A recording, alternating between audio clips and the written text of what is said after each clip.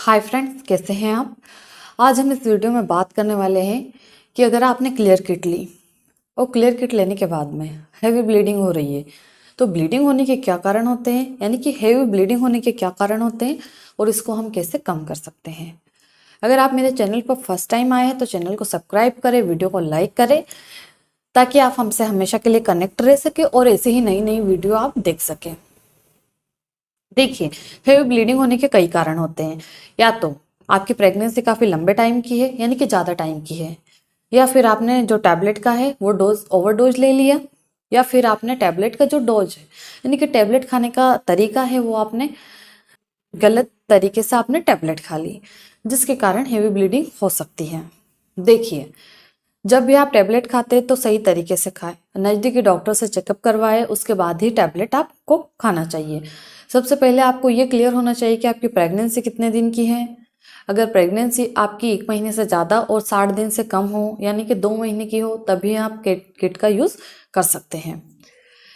Kit का लेने का सही तरीका क्या होता है, अगर आपको ये जानना है तो इस पे मेरा ऑलरेडी वीडियो है, लिंक आपको डिस्क्रिप्शन में मिल जाएगी, आप जा करके देख सकते हैं। फिर भी मैं यहाँ बता देती हूँ आपको कि आपको इसमें 5 टैबलेट निकलती है, यानी कि एक पैक में, एक स्ट्रिप में 5 टैबलेट होती है। 2 टैबलेट का कॉम्बिनेशन होता है, मिसोप्रोस्टल और मिफिप्रोस्टल। टैबलेट खाने का सही तरीका क्या होता है, अगर आपने मेरा वो वीडियो नहीं देखा तो आप जाकर के देख सकते हैं कि उसको लेने की सही प्रोसेस क्या होती है। फिर भी मैं थोड़ा सा आपको बता देती हूँ। इसमें एक स्ट्रिप में 5 टैबलेट होती है। 5 टैबलेट, 2 टैबलेट्स को मिलाकर के, यानी कि 2 कॉम्बिनेशन को मिलाकर के बनाई जाती हैं। इसमें मिसोप्रोस्टल और मिफिप्रोस्टोन होती है। 2 टैबलेट, बड़ी वाली टैबलेट आपकी मिफिप्रोस्टोन होती है और 4 मिसोप्रोस्टल की होती है। मिफिप्रोस्टोन पहले दिन लेनी होती है, मिसोप्रोस्टल की 4 टैबलेट होती है, वो दूसरे और तीसरे दिन 2-2 टैबलेट लेनी होती है। पर कई पेशेंट ऐसा करते हैं कि मिफिप्रोस्टोन की 1 टैबलेट आपने आज ली, फिर 48 घंटे के बाद में आपकी मिसोप्रोस्टल की 4 टैबलेट बचती, वो 4 टैबलेट आपने 2 सुबह ले ली, 2 शाम को ले ली। तो ऐसी कंडीशन में आपको हेवी ब्लीडिंग होने का खतरा सबसे ज़्यादा होता है।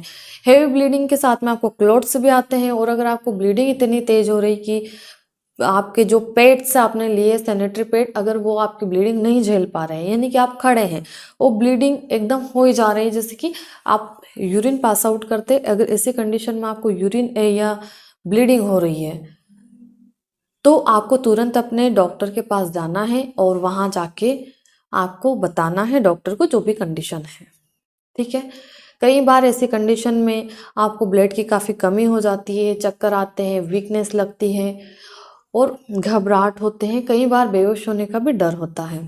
तो अगर आप डॉक्टर के पास जाएंगे तो डॉक्टर को लगेगा कि आपको एडमिट करने की आवश्यकता है, तो वो आपको एडमिट कर देंगे, या फिर वो ड्रिप लगा देंगे आपको, या फिर मेडिसिन से काम चल जाएगा, या इंजेक्शन लगा देंगे। जो भी डॉक्टर को देखने या चेकअप करने के बाद में जो ठीक लगेगा वो आपको कर सकते हैं।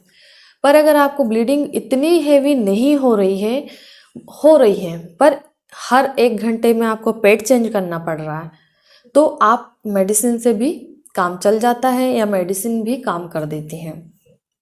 सबसे पहली बात तो आप मेडिसिन कब लेंगे कि आपको पीरियड आए, 4-5 दिन हो गए, ठीक है, क्योंकि मेडिसिन से आपकी ब्लीडिंग स्टॉप हो जाती है, फिर ब्लीडिंग नहीं होगी। या अगर आप मेडिसिन का डोज कम लेते हैं तो फिर आपकी ब्लीडिंग थोड़ी कम हो जाएगी, क्योंकि ऐसा होता है कि अगर आपने मेडिसिन ले ली तो आपकी ब्लीडिंग स्टॉप हो जाएगी, फिर आपको सर्जिकल करके अबॉर्ट करवाना पड़ता है, या सर्जिकल के द्वारा रिमूव करवाना पड़ता है। क्योंकि अगर ब्लीडिंग बंद हो गई तो आपके क्लोट्स अंदर रह सकते हैं, कुछ टिश्यूज रह सकते हैं, इस कारण से मेडिसिन का उतना रोल नहीं होता है कि कम से कम आप 5-7 दिन आपको ब्लीडिंग होनी चाहिए। जो भी अंदर क्लोट्स हैं या जो भी टिश्यू हैं आपके, वो पूरा क्लियर होना चाहिए, यूट्रस एकदम क्लीन होना चाहिए, तभी ब्लीडिंग बंद होने की मेडिसिन आपको दे सकते हैं। अगर आपने भी किट ली है और अगर आपको भी इस टाइप की प्रॉब्लम हो रही है और आप डॉक्टर को दिखाने के लिए नहीं जा पा रहे, तो आप मेरी भी ऑनलाइन अपॉइंटमेंट बुक करके आप मुझसे भी ट्रीटमेंट ले सकते हैं। दूसरी बात होती है कि अगर आपको 8-10 दिन हो गए ब्लीडिंग होते होते और आपकी ब्लीडिंग जैसी थी वैसी है, कम नहीं हो रही है, तो ऐसी कंडीशन में आपको सबसे पहले अपना प्रेगनेंसी टेस्ट करके देखना है। प्रेगनेंसी टेस्ट की अगर एक लाइन आपकी थोड़ी लाइट आती है यानी कि हल्की आती हैं, तो फिर आप इससे अंदाज़ा लगा सकते हैं कि आपका जो मटेरियल था, जो प्रोडक्ट था, वो सब निकल गया है, क्लीन हो गया है।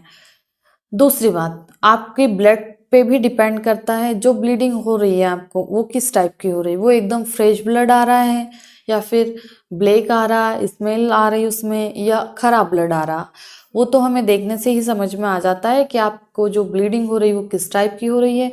अगर आपकी जो प्रेगनेंसी थी वो रिमूव हो गई यानी कि कुछ भी क्लोट्स नहीं बचे हैं, तो फिर आपको फ्रेश ब्लीडिंग होगी यानी कि रेड ब्लीडिंग होगी, वो अलग ही देखने में समझ में आती हैं।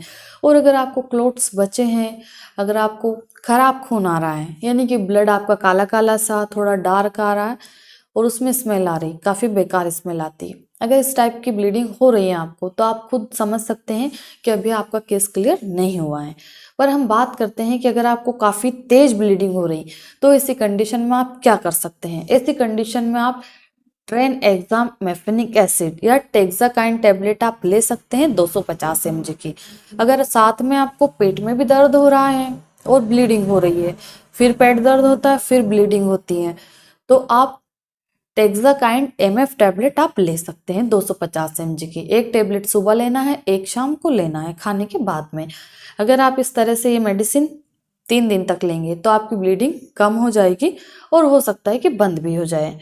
क्योंकि देखिए, इसके साथ में अगर आप डॉक्टर के पास जाएंगे तो साथ में आपको एंटीबायोटिक भी देंगे, पेन किलर भी देंगे, गैस्ट्रिक टैबलेट भी देंगे, और आपको जो प्रॉब्लम हो रही है जैसे वीकनेस लग रही तो उसके लिए भी आपको देंगे, टैबलेट देते हैं। ऐसा नहीं है कि सिर्फ टेक्साकाइन MF टैबलेट दे करके काम चल जाता है। ये एक टेम्परेरी ट्रीटमेंट है, अगर आप इसको लेंगे तो आपकी ब्लीडिंग कम हो जाएगी और फिर आप डॉक्टर के पास जाकर के अपनी जो भी कंप्लेंट है वो बता सकते हैं।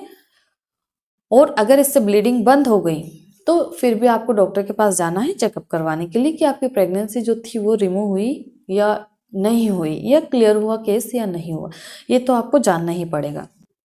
जब आपको ये क्लियर हो जाए कि आपकी प्रेगनेंसी एकदम क्लियर हो गई, कोई प्रॉब्लम नहीं है, आपको ये कैसे पता चलेगा कि हमारी प्रेगनेंसी क्लियर हुई या नहीं हुई, तो वो आपको अल्ट्रासाउंड करवाना पड़ेगा या सोनोग्राफी करवा के देखना पड़ेगी, या आपके डॉक्टर बताएंगे सोनोग्राफी करने के बाद में कि आपका केस क्लियर हुआ या नहीं हुआ। क्योंकि कई बार टिश्यूज़ यूट्रस में बच जाते तो इन्फेक्शन हो सकता है, उसके कारण आपको और भी कई प्रॉब्लम हो सकती है। जब तक आपकी प्रेगनेंसी क्लियर नहीं होती तब तक आपको उसको क्लियर करवाना ही पड़ेगा, आप उसको रख नहीं सकते यूट्रस के अंदर।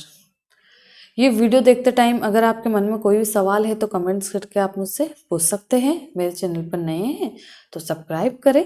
धन्यवाद।